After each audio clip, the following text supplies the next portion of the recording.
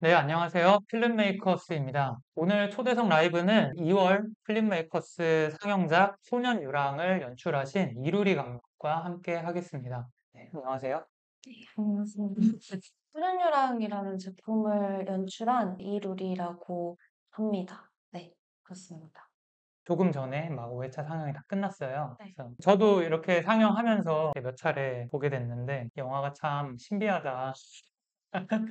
네, 되게 흥미롭다 이런 생각이 들었거든요. 네. 근데 그거를 좀 다른 말로 하면 내가 잘 이해한 게 맞나? 음, 맞아요. 좀 낯선 느낌도 들고 네, 네, 그런 영화였어요. 그래서 오늘 좀 영화 얘기도 하고 네, 그리고 영화 밖의 삶에 대해서 다양하게 이야기를 해보는 시간을 가지면 좋을 것 같습니다. 네. 네, 진행하셨나요? 네, 괜찮습니다.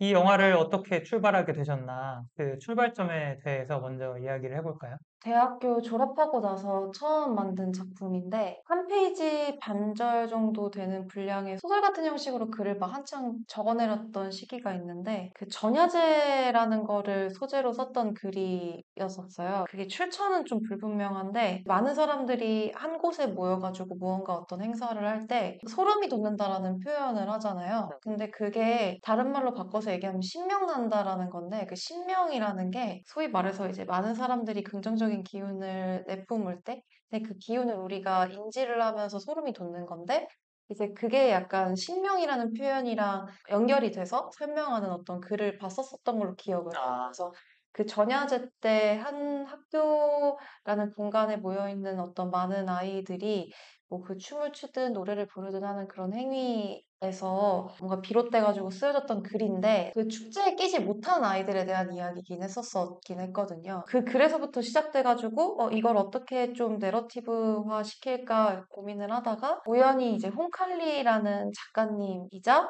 무당 일을 하시는 분의 에세이집을 제가 읽게 되었는데, 거기서 좀 많이 영감을 받았던 것 같아요. 그래서 그때 당시에 그 홍칼리님한테 직접 연락을 드려서 제가 좀 인터뷰를 좀 해도 되겠냐고 연락을 드리고, 다양한 이야기들을 이제 그 자리에서 주고받으면서 이 시나리오에서 하려고 하는 이야기의 기틀을 좀 잡아 나갔던 것 같아요. 전야제에서 거기까지 발전이 되는군요. 네. 영화 속엔 전야제 장면이 나오진 않지만, 정말 짧게 나오지만, 그 축제에 어울리지 못한 아이들에 대한 이야기 쪽으로 좀 많이 이야기가 이동했던 것 같아요. 보통 학교 축제라고 하면은 아이돌 가수들이 나와서 맞아요. 축제 공연하고 또 학생들이 케이팝 댄스 추고 이제 이런 좀 화려한 느낌의 네, 축제를 생각하게 되는데 오히려 축제에 섞이지 못하는 학생들 네, 그리고 신명난다 네, 예, 네. 그런 어원에서 착안한 그런 발상들 되게 새롭네요 그런 게. 그 홍칼리라는 작가분 네. 무속인 분의 책의 영향이 좀 컸나요? 네네네. 좀 많이 컸었었고, 그리고 그 영화 속 캐릭터에 실제로 칼리라는 캐릭터가 등장을 하는데, 그 칼리님이 그 에세이에서 얘기하셨던 거 지향하시는 바가 캐릭터에 그대로 녹아 들어가 있거든요. 제가 샤머니즘에는 관심이 원래 있는 거는 절대 아니고요. 그분이 말씀하시는 게, 내가 종교를 떠나가지고 정신적으로 나를 가꾸고 돌보는 일과 나를 케어하는 일에 대한 좀 근본적인 이야기들을 되게 많이 말씀을 하셔서, 그 무속신앙이랑 완전 별개로 나한테 되게 필요했던 말이기도 하지만 내 주변 사람들한테도 필요한 말일 수도 있겠구나라는 생각을 되게 많이 했던 것 같아요. 잘 먹고 정말 잘 자고 기본적인 1차원적인 어떤 행동들의 중요성에 대해서 말씀을 하시는데, 그런 부분들이 되게 인상 깊어서. 감독님도 그렇고 무속신앙이라든지 도적, 뭐 신당 이런 단어나 이런 소재들이 되게 낯설 것 네, 같은데 어떻게 이런 소재를 가지고 영화를 만들었을까 그런 게 궁금했거든요. 네, 근데 사실 그런 소재가 중요하다기보다는 나를 돌본다. 네네. 네, 그런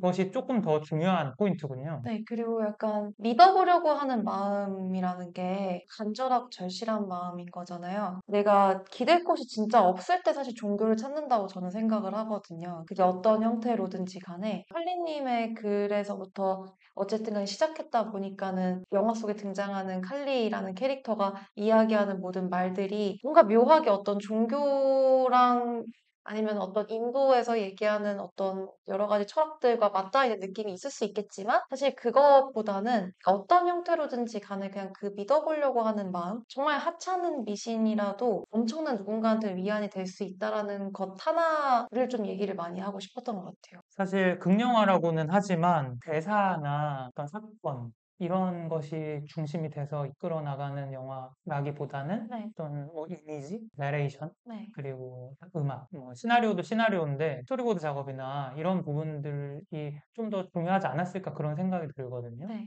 저는 사실 소년유랑이라는 작품을 찍을 때 일반적으로 그 아이가 가지고 있는 처해져 있는 어떤 독특한 전사 같은 것들 아니면 처해져 있는 상황을 원래는 이제 구체적으로 설명을 해주고 친절하게 접근을 해야 되는 게 맞는데 유랑하는 아이들이라고 했을 때 그게 어떤 가출의 영역일 수도 있고 아니면 외로운 아이일 수도 있고 그게 사실은 그 모든 상황에 처해져 있는 아이들을 전반적으로 다 얘기를 하고 싶었어요. 그래서 조금은 미니멀리즘하게 그게 보는 사람으로 하여금 저 아이들이 처해져 있는 상황을 조금은 자기의 조각에 맞춰서 이입할 수 있는 영역을 좀 만들고 싶었었고, 그때 당시에 러닝타임을 15분으로 맞춰놓고 작업을 하고 싶다는 생각을 해서 너무 두 아이에 대해서 설명을 좀 오랫동안 하고 싶다는 생각은 별로 안 들었어서 그 두 가지 의도가 조금 있었고, 영화 같다라는 말을 되게 좋아하거든요. 어떤 아름다운 풍경이 있으면은 보통 일반적으로 사람들이 핸드폰을 들고 찍고 싶어 하잖아요. 그 순간이 그 찰나가 너무 예뻐서 이렇게 찍고 싶은 건데 저는 저 사람들이 누군지는 다 모르겠지만 자연스럽게 그 풍경 속에서의 어떤 이미지나 사운드에서 주는 느낌으로 그 사람들을 해석하고 있는 느낌이 엄청 큰 거예요.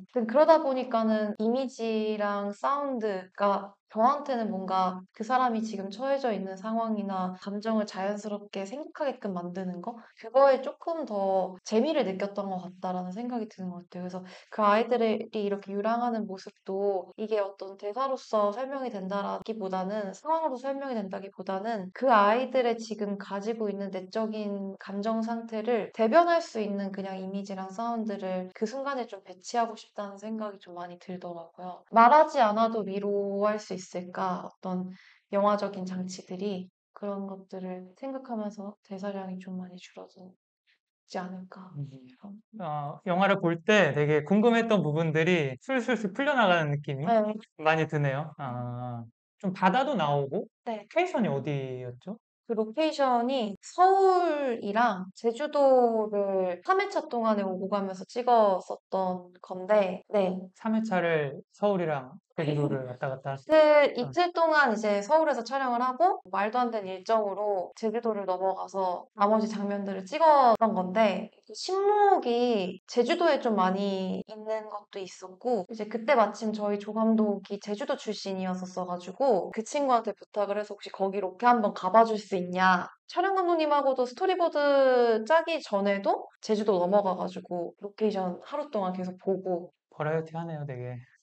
저는 제 스태프한테 너무 미안해요. 그래서 화면의 색감이나 질감 이런 것들도 좀 독특한 매력이 있더라고요. 화면 비도 조금 다르고 그런 어떤 룩을 연출하게 된 의도 또는 그런 과정? 코로나 이제 직후고 아직 온라인 상영을 계속 많은 영화제들에서 하고 있던 시기였어서 집에서 이제 어떤 관객분들께서 영화를 보신다고 쳤을 때 잠시 멈춰두었을 때에 대한 이미지 그래서 이런 것들을 고려해서 영화를 찍어보고 싶다는 얘기를 계속 했었어요. 그래서 원래도 제가 사진을 좀 좋아하는 편이기도 하고 사진의 어떤 규격에서 촬영 감독님께서 그거를 가지고 오셔가지고 이제 실제로 3대2로 찍혀졌던 영화들의 어떤 사례들이나 이런 걸 좀 같이 뜯어보면서 또 그 시기에만 또 나올 수 있는 기획이네요. 네, 그런 맞아요. 몽환적인 소리도 있고 풀벌레 소리라든지 약간 자연의 소리 그런 것들도 많이 느껴졌어요. 그래서 사운드 디자인 할 때는 좀 어떻게 음악도 어느 정도 어떤 분위기로서 너무 지나치게 이미지보다 아니면 서사보다 앞서 있지 않고 그러니까 그거를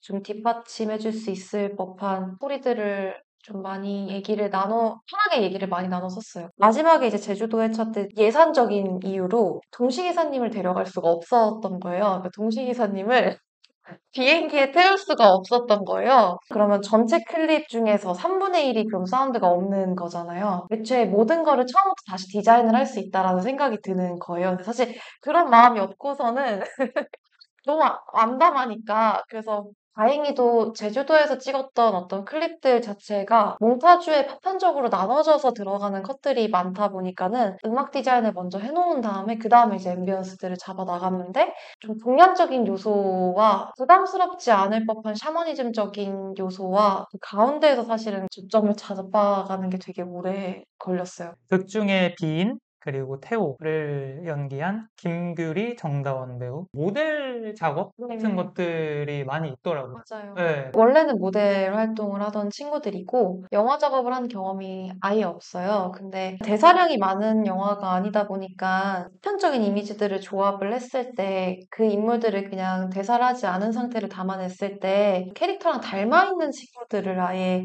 뽑자고 얘기를 많이 했었어요. 그래서 촬영 감독님 같은 경우에도 뮤직비디오 쪽을 작업을 계속 하시고 저 같은 경우에도 그때 당시에는 이제 프리랜서로 뮤직비디오 조감독을 계속 했던 시기였어서 모델 컴카드나 막 이런 것들을 되게 많이 보유하고 있고 그러다 보니까는 김규리, 정다운 배우랑 누가 봐도 비인이고 누가 봐도 태우다라는 생각을 그때 당시 했던 것 같아요. 그래서 해보자고 연락을 했는데 저희끼리 좋아하는 영화와 좋아하는 감독이 너무 똑같았었고 너무 흔쾌히 해주겠다고 얘기를 하더라고요. 좋아하는 감독이랑 영화가 뭐였을까 이렇게. 여쭤보셨는데 네. 그게 지금은 저도 좀 취향이 살짝 달라져가지고 이제 그때 당시에는 그 이왈슌지 감독님 영화로 단결이 돼가지고 릴리슈슈 OST 막 틀고 듣고 다니고 막 계속 그랬었거든요. 그 클리 역할 맡은 오지우 배우님, 차독제 21년에 그 배우 프로젝트에서 디렉터스 초이스 수상자이기도 한. 네. 도와드렸던 감독님이 패션 브랜드의 필름 작업을 하셨었는데 브랜드 필름에 나오셨었어요. 그 지우 배우님께서 대화를 나누는데 마음이 너무 편해지는 거예요. 그래서 배우님이랑 한번 작업을 해보고 싶다고 혼자 생각을 했었는데 이번에 이제 칼리 역할 고려했었을 때도 바로 다른 선택지도 없이 그냥 바로 오지우 배우님한테 연락을 드렸었었는데 또 너무 흔쾌히 해주신다고 하셔가지고 싱글벅으로 크라우드 펀딩을 네네네. 하신 것 네, 같더라고요. 맞아요. 그 크레딧에 보니까. 네. 크라우드 펀딩은 어떻게 기획을 하신 거예요? 제가 그때 당시엔 제작 지원을 내보겠다는 생각을 별로 안 했었어가지고 일단 규모가 커지다 보니까 제가 생각했던 거랑은 조금 더 규모가 컸던 작업이긴 했거든요. 그래서 그때 당시 PD님이 크라우드 펀딩을 해보자고 이걸로 좀 제작비를 모아보면 어떻겠냐라고 얘기를 해주셔가지고 그래서 그렇게 진행을 했었습니다. 그래서 실제로 그 모인 금액이 있었기 때문에 제주도를 갈 수 있었다. 하지만 동시 감독님은 아, 우리 크라우드 펀딩의 성공 비결은 이거다. 같이 들어가는 어떤 컨셉 사진 같은 것들이 있잖아요. 그거를 조금 신경을 썼던 것 같아요. 저희 같은 경우에는. 이것도 절대적인 어떤 기준이 있는 건 아니지만 좀 신중히 그 안에 들어가는 이미지들을 좀 만들어 갔던 것 같긴 하거든요. 제일 큰 거는 제 다음 작품을 기대하셨던 관객분들께서 해주셨던 후원이 사실은 되게 좀 많이 컸었어요. 지금도 어디에선가는 또 크라우드 펀딩을 계획하고 계시는 창작자분들이 계실 것 같은데 도움이 좀 되셨으면 좋겠습니다. 향후 계획이나 뭐 영화 외적인 이야기들도 해보면 좋을 것 같아요. 영화 외적인 작업에도 좀 관심이 있으실 것 같다라는 느낌을 받았어요. 작품을 봤을 때. 사진에도 관심이 되게 많고, 사실 영화를 하려고 하는 게 전반적인 예술 분야를 다 좋아해서 영화를 하는 것도 있는 것 같긴 해요. 그래서 문화예술 쪽으로 사업 아니면 매거진 뭐 어떤 방식으로든지 간에 이거를 좀 해소하려고 하는 거는 계속 기획을 하고 있기는 해요. 그리고 영화 보시면은 아시겠지만 목가적인 풍경들을 되게 좋아해서 자연을 되게 좋아해서요. 이것저것 무언가를 만드는 거를 배우고 있기는 해요. 오브제 같은 것들을. 그러니까 목공이나 이런 것들도 요즘은 관심이 있어가지고 계속 그게 작품 말고도 그냥 제 생활에 있어서도 사실 올해는 계속 디자인하고 설계하는 해가 될 것 같다는 생각이 들어요. 내 작업이, 내 작품이 좀 어떻게 보일까? 이 소년유랑이라는 작품은 대중관객들한테 좀 어떻게 받아들여질까? 이런 거에 대해서 좀 생각을 해보신 적이 있는지? 영화를 만들고 나서 많이 생각을 했던 것 같아요. 제가 그냥 그 순간에 판단하는 것들을 바로바로 그냥 결정해서 만들었던 작품이기도 하거든요. 근래 단편 영화를 찍었는데 단편 하나를 찍으면서 고심한다는 거를 사실 저는 이번 작품에서 처음 좀 느껴봤었고 소년유랑은 이제 아까 말씀드렸던 것처럼 그렇게 작업을 하다 보니까는 영화를 찍고 나서 형식적인 측면에서 특히나 누군가에게는 아니면 어떤 관객분들에게는 상당히 불친절한 영화일 수도 있겠구나라는 생각이 좀 많이 들더라고요. 사실 한 편 한 편 영화를 단편 영화를 만들 때마다 저도 공부를 하는 중이어서 어떤 대사나 아니면은 중에 어떤 인물들이 처해진 사건을 전개시켜 나가는 그 과정 사실 그게 영화 속에 되게 중요하다는 거를 저도 너무 아는데 이제 그거를 약간 다른 방식으로 한번 풀어보고 싶다는 생각이 좀 들더라고요. 실험이라는 표현은 너무 거창한 것 같고, 근데 그런 의도 자체가 있었다. 정도? 정도? 뭐 말씀이 나왔으니까 현재 작업하고 계신 작품이 있는 것 같은데 산행이라는 작품이고요. 이번에 CJ 스토리업 제작 지원이랑 강원문화재단, 강원영상위원회 이렇게 두 곳에서 이제 제작 지원을 받아가지고 작업을 진행을 했습니다. 녹음진 여름에 촬영을 실제로 산을 타면서 했었었고요. 네, 이번엔 조금 힘들었습니다. 아, 이렇게 말씀하시는 거 보니까 진짜 힘드셨나 네, 봐요. 이번엔 조금 힘들었습니다. 네. CJ 스토리업 제작 지원 또 선정되셔서 거기에 또 멘토링 과정이랑 이런 게 있는 걸로 또 알고 있거든요. 사실 공부하고 싶어서 지원 사업을 넣은 것이기도 해요. 그래서 왜냐면 졸업한 지가 꽤 됐고 그 시기에 딱 소년이랑 찍고 나서 저한테 되게 필요했던 게 전혀 이제 저를 잘 알지 못하는 현장에서 계속 활발하게 활동하시고 계시는 감독님들의 객관적인 피드백이 너무 절실했던 시기여서 이제 그러다 보니까 제 부족한 점을 좀 인지를 하게 되는 것도 있고 너무 많은 것들을 얻어갔었던 네, 산행이라는 작품 영화제에서 꼭 만나볼 수 있으면 좋겠습니다. 네. 최애 감독, 최애 영화 궁금해요. 이렇게 남겨주셨네요. 되게 엄청 많은데, 구스 반산트 감독님도 있고, 아키 카오리스마키 같은 감독님도 계시고, 되게 뜬금없는데 치카모토 시냐 같은 감독님들 되게 좋아하기는 해요. 아시아권 감독님들을 되게 좋아해서, 뭐, 하우샤오시엔 같은 감독님이나, 뭐 기타오 다케시 같은 감독님도 좋아하고, 냉소적인 감독님들이 좀 있네요. 근데 약간 맞아요. 사실 저런 것들을 저 냉소적이라는 표현 자체가 추금이라고 하면 추금인데 영화적 지향점인데 제가 이제 공통적으로 좀 드리는 질문들이 있는데 요즘에 한국 영화계 어렵다 어렵다 하잖아요. 관객이 절반 정도 줄어들었다고 해서 관객분들께서 좋은 작품을 안 보고 싶다는 건 아닌 것 같다는 생각이 들거든요. 독립영화 한 편이 이례적인 결과를 가지고 올 때나 다양성 영화를 해외에서 이제 가지고 올 때 이제 그 작품이 국내에서 개봉이 되었을 때 그 관객 수를 보면은 좋은 영화와 좋은 작품을 보시려고 하는 마음은 오히려 더 옛날보다 점점 더 올라가지 않을까. 어쨌든 간에 그 어떤 상업영화의 사이클이 있고 독립영화의 사이클이 있으면은 그 실험이라는 거는 독립영화에서 더 잘 이루어질 수 있는 환경이다 보니까 어떤 독립영화 한 편에서 보여줬던 포인트들이 어떤 상업영화에서 좋은 영감이 될 수 있는 것처럼 반대로 이제 독립영화에서 어떤 걸 제작할 때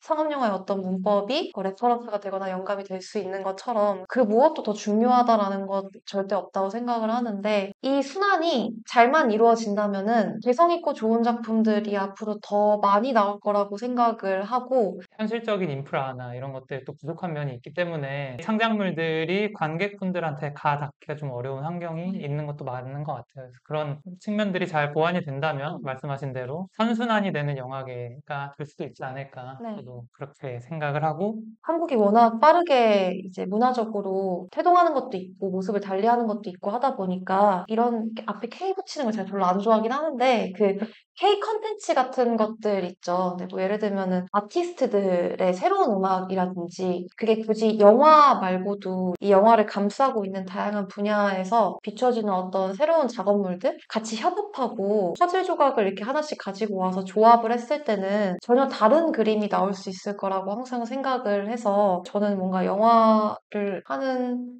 입장에서 항상 좀 멀리 주변을 그냥 다 둘러보려고 노력을 항상 하기는 해요. 그 영화를 구성하는 여러 가지 요소들, 음악이면 음악, 아니면 이미지 뭐 이런 것들을 웬만하면 좀 많이 열어두고 보려고 하는데 이런 좋은 것들을 하나씩 가지고 와서 어떤 이야기의 흐름 안에 자연스럽게 녹여내면은 그게 또 한국적인 새로운 어떤 재밌는 창의적인 세련된 되게 에스테틱한 작업물이 나올 수 있을 거라고 생각을 해서 그런 것들이 그런 도전들이나 그런 시도들이 쌓이다 보면은 당연지사 너무 개성 있는 작품들이 나올 거라고 저는 생각을 하거든요. 저는 한국 영화 감독이라서 재밌습니다. 다양한 의미로 재밌습니다.